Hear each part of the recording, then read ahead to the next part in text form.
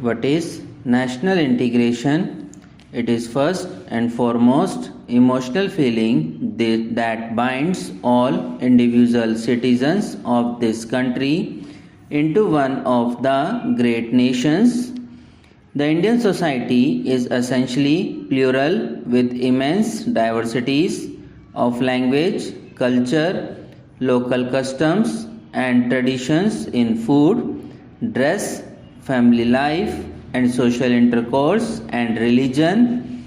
It is this immense diversity that often tempts people to regard India not as a country but as a continent or a miniature world, and makes Indian life a grand, variegated mosaic of peerless beauty.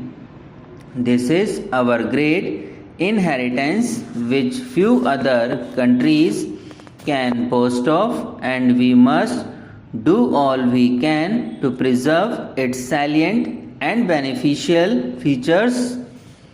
But if we have to live and grow as a nation, we must make every citizen of this country realize the basic underlying unity in all this apparent diversity, and we must also strive to eliminate or reduce to the minimum the divisive forces of communalism, regionalism, and linguism that tend to disrupt or cloud this unity. National integration may be said to have been achieved when the positive and unifying forces reign supreme in national life and the negative and divisive trends are controlled, if not totally eliminated. This is our goal.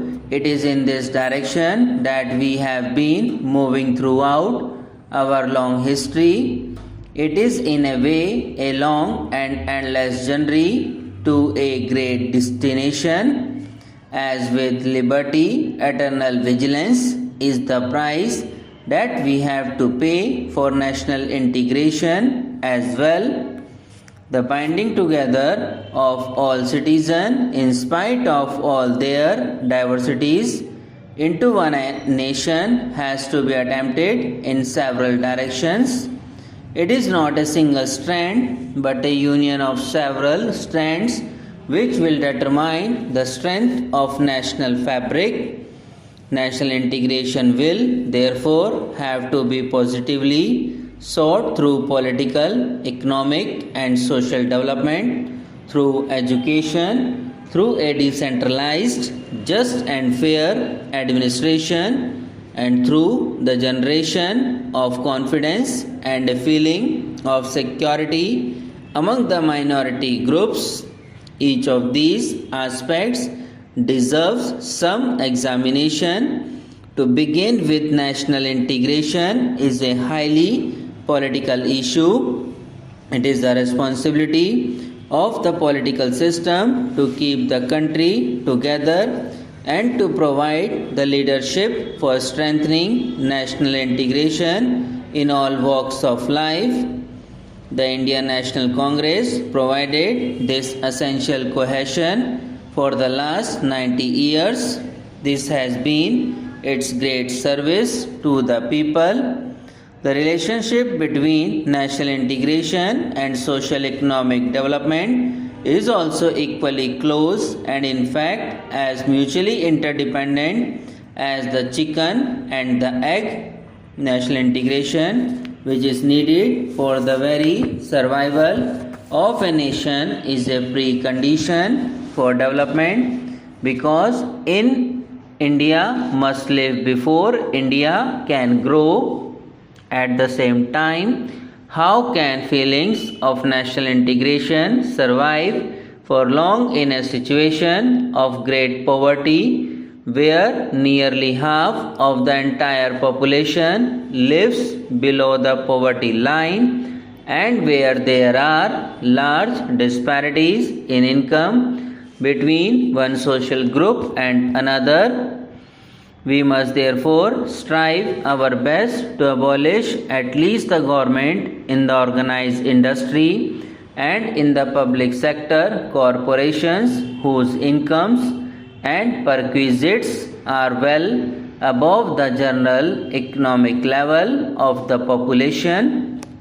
On the other hand, we have large masses of very poor people living in urban slums, small and marginal farmers, and landless agricultural laborers in rural areas who are unemployed or underemployed, whose incomes are very low and who cannot even look forward to 2 square meals a day for most of the year.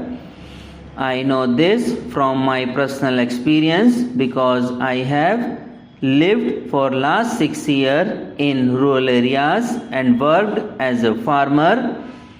How can we hope to have a cohesive society or national integration in a background of such glaring socio-economic inequalities and injustice? We must therefore strive to bring about rapid socio-economic development with social justice. This will create a healthy and hopeful atmosphere in country and reduce the inevitable consequences which extreme disparities generate. Greater and more rapid socio-economic development will follow. It is this golden cycle we must try to establish. The creation of conditions in which every citizen may be effectively involved in the administrative processes is yet another aspect of national integration. We must endeavor to reorient the administration so that the services are democratized and made more responsive to the needs and aspirations of the common man. It is also necessary to ensure that the common man is assured justice and fair play in all matters which affect his daily life. Even more important are the reforms which will decentralize authority from the center to the states within the constitutional framework and without in any way endangering the fundamental unity of the country. The center and the states are not big and small brothers but joint partners in national development.